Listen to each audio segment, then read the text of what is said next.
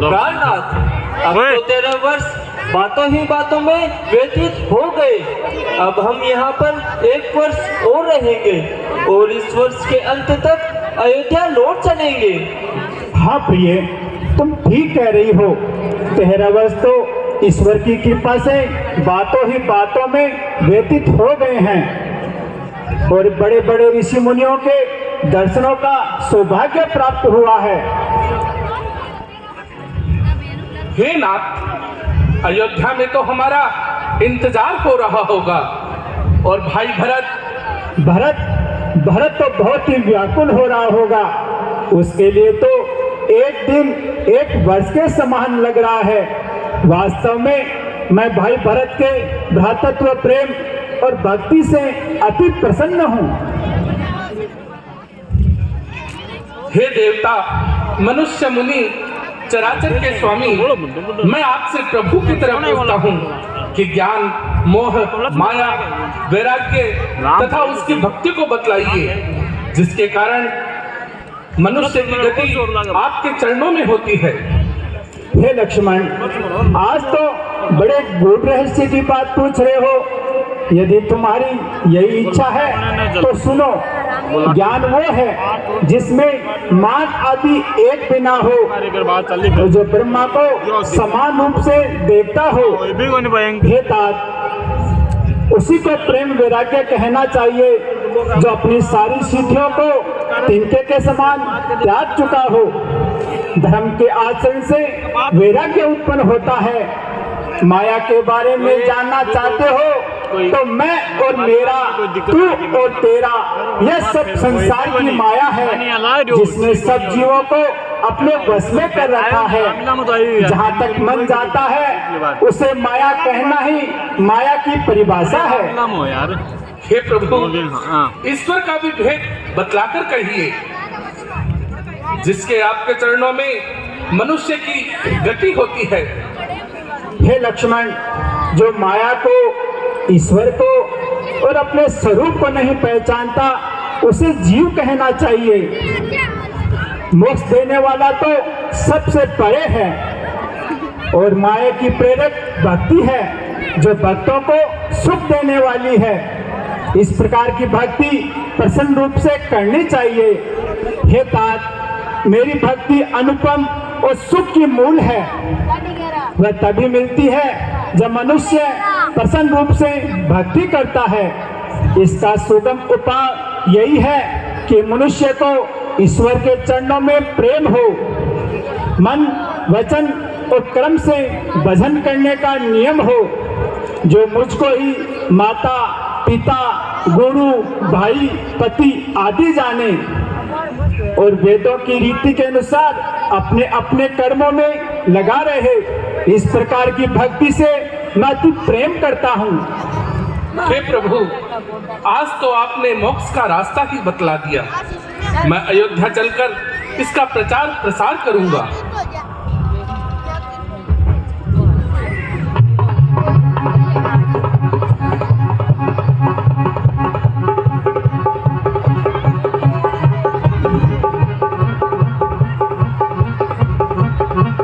स्वामी, देखो तो कैसा सुंदर मृग घूम रहा है। हाँ प्रिय, मृग तो बहुत ही सुंदर है और अपना आनंद लेते हुए जंगल में भ्रमण कर रहा है। स्वामी, यह मृग मुझे पकड़ कर ला दो। यह बहुत खूबसूरत है। वास्तव में सोने की मूरत लग रहा है। मैं इसको यहाँ से अयोध्या सौगात के रूप में ले चलूंगी। स्वामी, ये मेरी आज्ञा नहीं, एक छोटी सी प्रार्थना है। कभी सोने का भी मर्ग होता है। यह तो सब छप कपट और माया है।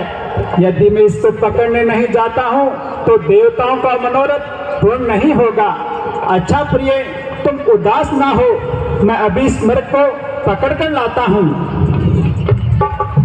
लक्ष्मण, मैं उस मर्ग को पकड़ने जा रहा हूँ। जब तक मैं वापस ना आऊँ तुम यहीं सावधान होकर रहना, क्योंकि जब से खरदूषण का वध हुआ है राक्षसों की गतिविधियां बढ़ गई है।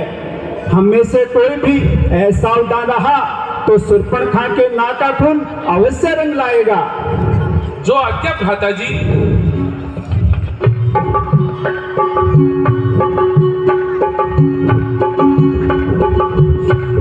हाय लक्ष्मण, हाय सीत, बचाओ। है लक्ष्मण, यह कैसी आवाज आई?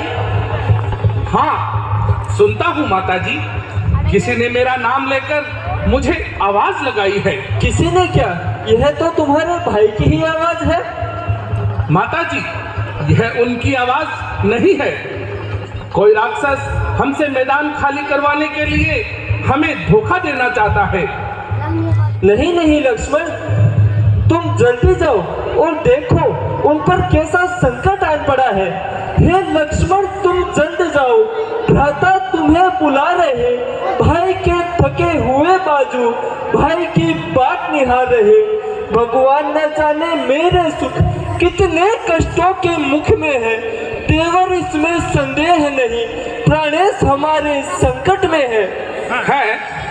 संकट?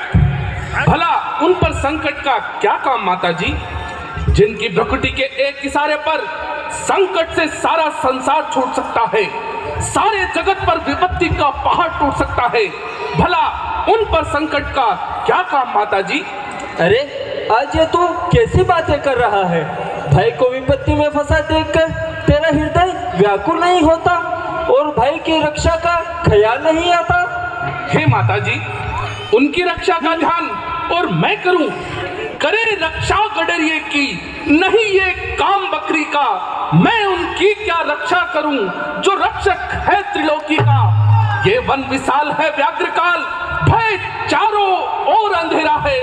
माँ तुम्हें अकेली छोड़ू मैं, कर्तव्य नहीं ये मेरा है। अरे उल्टी सीधी बातें बनाता है और यहाँ से जाना नहीं चाहता। माता जी, राक्षसों से इस समय युद्ध जारी है और भला ऐसे समय में मैं आपको अकेली छोड़कर कैसे जा सकता हूँ माता जी? और फिर चला भी गया तो वहां जाकर उन्हें क्या मुंह दिखलाऊंगा माता जी? अरे तू मुंह क्या खाक दिखलाएगा? मैंने तेरे मन के भाव जान लिए हैं। कहीं तूने पाप का संकल्प तो नहीं किया? मेरी तुम चिंता न करो, रक्षक अंतर्यामी मेरे। तुम जाओ वहीं चले जाओ जहाँ को गए स्वामी मेरे। समझ गई मैं जान गई, मतलब का भाईचारा है।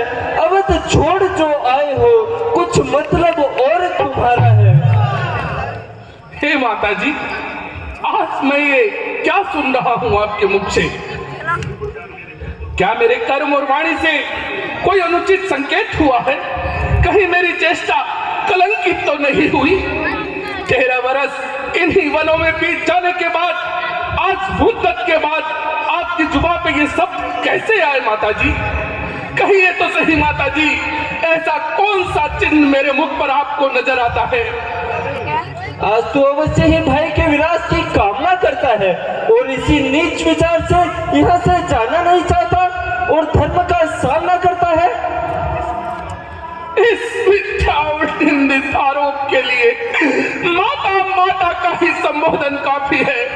इस पर भी मुझे अपने आचार और विचार पर संपूर्ण अभिमान है। कामदेव भी जिसे स्वप्न में नहीं दिखा सकते। आंखें फूट जाए मेरी जो हो बदगुमान की, अरे फट जाए ये सर मेरा जो बने नीच ध्यान की। सौगंध है मुझे अपने इस धनुष बाण की, दशरथ है मुझको राम और सुमित्रा है माता जानकी। कुछ पाप हो तो कोड़ चूए रोम रोम से, अरे वंचित रहे जुबा मेरी आजन्म ओम से। अरे मूर्ख पापी, तू बड़ा गहरा क्रूर है। माता माता कहकर मुझे भार्या बना देना चाहता है।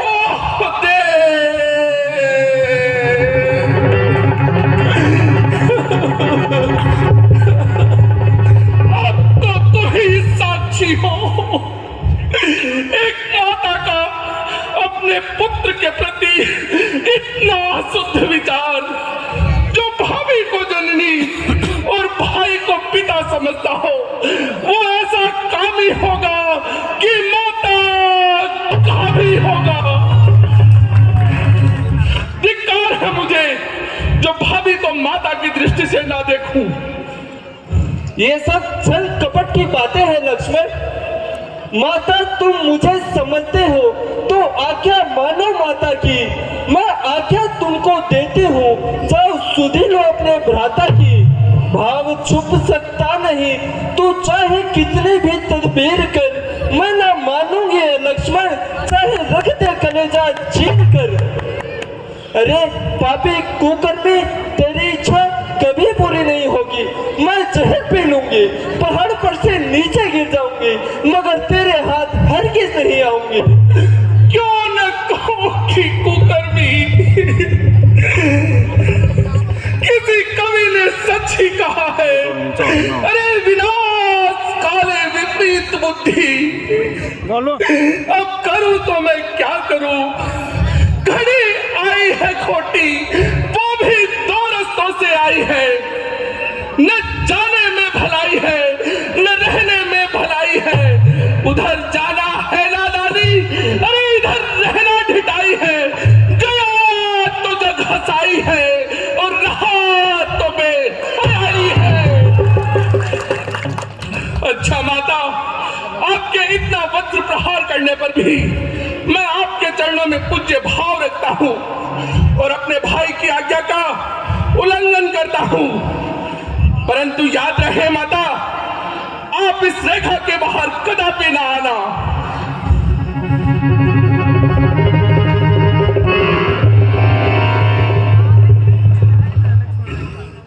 अच्छा माता, आपके इतने वज्र प्रहार करने पर भी मैं अपने भाई की आज्ञा का उल्लंघन करता हूं। हे पवन देव तुम साक्षी हो, हे पक्षी गणों गवाह हो तुम, मेरी सेवा के नौका के, हे सूर्य देव मल्लाह हो तुम।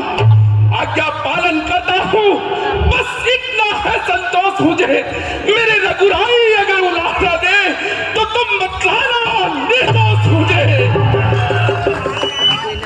अच्छा माता, मैं जाता हूं, तुम सावधान होकर रहना। आज्ञा के भीतर दास रहा, तुम इस रेखा के भीतर रहना। जो तोड़कर इस रेखा को इस कुटी में आएगा, अरे आज है उसे लक्ष्मण की जलकर भस्म हो जाएगा।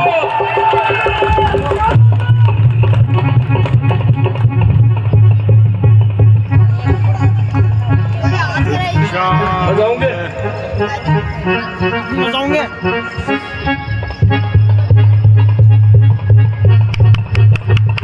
नारायण नारायण नारायण, भिक्षाम देहि अलख निरंजन, अलख निरंजन। योगीराज, आप कौन हैं? देवी, मैं इसका क्या जवाब दूं? तुम्हारे सवाल ही निराले हैं। आपका नाम, कोई रहने का स्थान? देवी, हम तो फकीर हैं। फकीरों का क्या नाम, क्या स्थान, जहां रात्रि हो जाए वहीं विश्राम। तो यहाँ कैसे दर्शन देने हुए योगीराज? भिक्षा के लिए देवी। अच्छा तो योगीराज, मैं भिक्षा लाती हूँ। देवी, भिक्षा तो मैं बाद में लूंगा, पहले अपना नाम और निवास स्थान बतलाओ। योगीराज, सीता मेरा नाम है, मिथिलापुरी मेरा जन्म स्थान है। मैं श्री रामचंद्र जी की अर्धांगिनी हूँ और महाराजा जनक की दुलारी हूँ। पिताजी की आज्ञा से मेरे स्वामी 14 वर्ष को वनवास को आए हैं तथा मैं और मेरे देवर सेवा के लिए उनके साथ आए हैं। नारायण नारायण। देवी, बेशक तुम्हारी बातें बहुत निराली हैं, दिल को हिला देने वाली हैं। तुम्हारी यह हालत देखकर मेरा मन कचोट रहा है। तुम तो इस लायक थी कि राजा महाराजाओं के महलों को आबाद करती, महात्मन, आपकी जुबान में ऐसे सब शोभा नहीं देते। साधु होकर ऐसी बातें करना आपके लिए शर्म की बात है। ऐसी बातों से तो मुझे आपके साधु होने में भी संदेह होता है। क्या कहा? हमारे साधु होने में भी संदेह? अब ये साधु भिक्षा नहीं लेगा देवी। नारायण नारायण ठहरिए नारायण। ठहरिए योगीराज, मैं भिक्षा तो लाती हूँ। अच्छा देवी, व्यर्थ की बातें छोड़ो, भिक्षा लाओ। जो आगे योगीराज।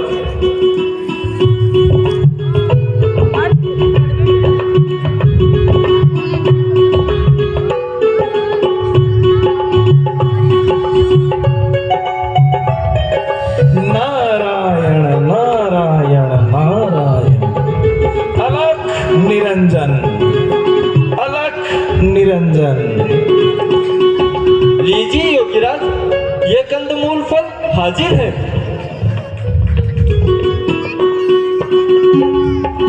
ओह, वो नालायक लक्ष्मण यहां भी अपनी चाल खेल गया। कोई परवाह नहीं। देवी, अगर भिक्षा देनी है तो बाहर आकर के दो। मैं ये बंधी हुई भिक्षा नहीं लेता। हे प्रभु, आज ये कैसी विपदा आई। यदि रेखा के बाहर जाती हूँ तो लक्ष्मण जी की आज्ञा का उल्लंघन होता है, और यदि नहीं जाती हूँ तो योगीराज द्वार से खाली हाथ लौट जाते हैं। परंतु जैसा भी हो, योगीराज को द्वार से खाली हाथ लौटाना उचित नहीं है। स्वामी, मेरी रक्षा करना। लीजिए योगीराज। सीते, तूने मुझे पहचानने में भूल कर दी। बचाओ। मैं न तो कोई साधु हूँ न कोई सन्यासी। मैं लंकापति रावण हूँ। रावण। जय शंकर की।